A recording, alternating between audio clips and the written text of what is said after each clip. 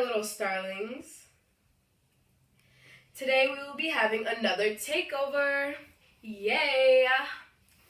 This time with all your favorite animals from the one and only Animal Farm. As you all may know, Animal Farm is a farm taken over by the animals from Mr. Jones, which was Manor Farm.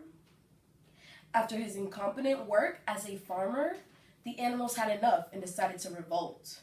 However, he died and left two wondrous pigs to make his dream a reality.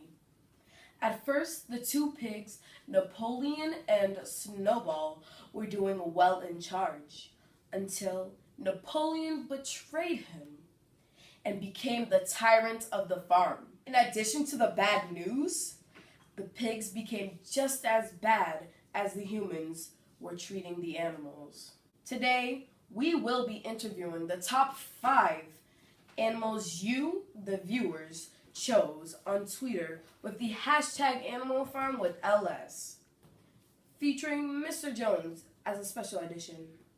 Get to tweet questions for your fave at hashtag #AnimalFarmTakeover on Twitter. Now let's get started.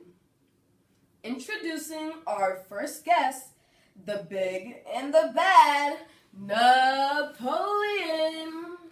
and his trusty advisor, Squealer. Thanks for having me here, Josephine. We're honored. No, it really is a pleasure to have my fave animals here. Don't tell the others, but you guys have a special place in my heart. Well, I'm not surprised. I am a really talented pig, and Squealer understands that I'm always right. Charming! Isn't he just the cutest little thing? Let's get down to it. How does it feel to be the leader of Animal Farm? How exactly did you become leader? It feels right, like it's supposed to be. Napoleon's an amazing leader. Well, as I was saying, I became the animal leader. Well, it all started off with this friend, Snowball. It started off fine, like we were great, but he started getting greedy, like really greedy, and we cannot have any greedy people on the animal farm. So I had to take over his part of his power, and I had to become the full leader because on Animal Farm we are all equal and there's no greediness. So that's how I became leader. What are you going to do now that you have Animal Farm? Well, now that I have the Animal Farm, I plan to keep leading all the animals in the right direction and making sure everybody's good. And I also hope to get all the animals to rule the government eventually because I believe that animals are much more smarter than humans. Who do you want to take over Animal Farm once you retire or die? Well, I plan on having a dynasty, so I believe my firstborn son will take over as my replacement or next successor, as they say. But I thought I was going to be leader when you died. Yeah, about that. Next question, please. As much as I would love to ask more questions, that is all the time we have for today. Napoleon, Squealer, thanks for coming on my show. No problem. Anytime you want to talk about me, I'm there. Thanks for having us. Now, stay tuned for our next guest, Snowball, right after this commercial break. Every day, an animal on Animal Farm is not fed nearly enough. Every day, I, Napoleon, struggle to make sure all the animals are able to eat 3 meals a day. With your help, we could eat good every day. $1 could save an animal's life. Text hashtag food to the number 548-261 to give $1 to us. Do the right thing, save a life. They're dependent on you. Welcome back, my little starlings. Previously, we had Napoleon and Squealer, who let us in on all the juicy beats. And now, with us to continue our interviews, one of your very own favorites, the big, the intelligent Snowball. Well, thank you all for having me here today. It's a pleasure to have you here, Snow. By the way, Since we're basically pals now, can I call you that? Oh, that's fine. Lou?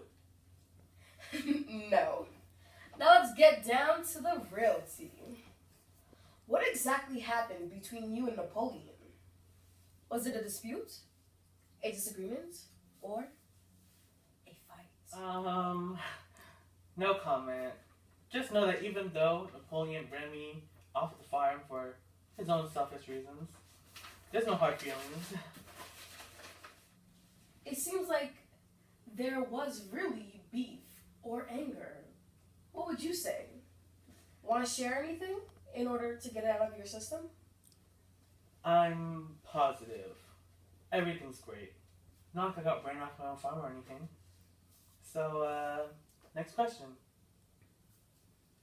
Have you had any contact with Napoleon since your banishment from Animal Farm? Why do you keep asking me all these questions about Napoleon? I don't care about him or his stupid animal farm. So stop asking me all these questions about that idiotic, tyrannic pig who lives and breathes on power. What? You want an answer? Well, I'll tell you. That monstrous pig ruined my life with his lies and greed. Whoa there. Slow down there, pal. We're all friends here, Snow. My name is Snowball. Nobody who would even associate themselves with the name Napoleon is a friend of mine. Whew. Well, I certainly got more than I bargained for. Let's cut. Come on, guys, cut. Welcome back, everyone, to the Labossiere Starling Show. Previously, we had Snowball practically run off the stage on an anger rant about Napoleon. Now, next on our list are two representatives of the sheep. Yes, indeed.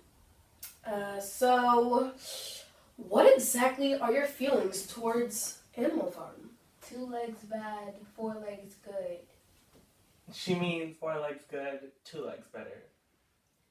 Okay, so what's the plan now that Napoleon has turned human? Treating everyone like, the humans treated you? 4 legs good, 2 legs better. 4 legs good, 2 legs better. Is that all you're going to say? 4 legs good, 2 legs better. 4 legs good, 2 legs better. You guys are both intelligent sheep. I'm sure you have more to 4 legs good, 2 legs better. 4 legs good, 2 legs better. Cut. 4 legs good, 2 legs better. 4 legs good, 2 legs better. 4 legs good. 4 legs good, 2 legs better. 4 legs good, 2 legs better. 4 legs good, 2 legs better. 4 legs good, 2 legs better. 4 legs good, 2 legs better. You know what? I'll just do it myself. 4 legs good, 2 legs better. 4 legs good, 2 legs better. 4 legs good, 2 legs better. 4 legs good, 2 legs better. Okay. Please enjoy this nice commercial break, and we'll get back to you. Your body is made up of 60% of water. You need water to live. We at Animal Farm believe that you should have the best water, and what water is better than our fresh water straight from our very own clear sparkling stream? Forget Poland Springs, Smart Water, Aquafana, or any other type of water brands. Animal Farm is simply the best. Find Animal Farm water in the local store near you. Animal Farm water good, other water bad. Labossiere, we're rolling. What? Oh, sorry there, starlings. Didn't see you. As you may know, I had to, resolve a problem. Well, guess we gotta continue on with the show, don't we? Our next guest is, guys, let's give her a big round of applause for, Mr. Jones. Thanks for having me here, Lucy. Can I call you that? No. My name is Labossiere. Now let's get down to business.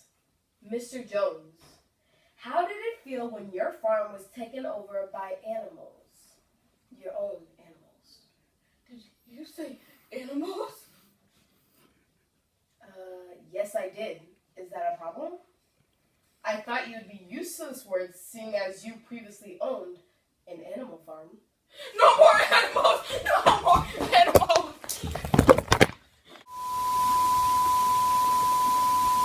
We're back, starlings. It seems like a lot of your faves are a bit crazy. But let's continue on with the list, shall we? Our next guest is the strong, dedicated Boxer. As you all probably know, Boxer is unfortunately dead.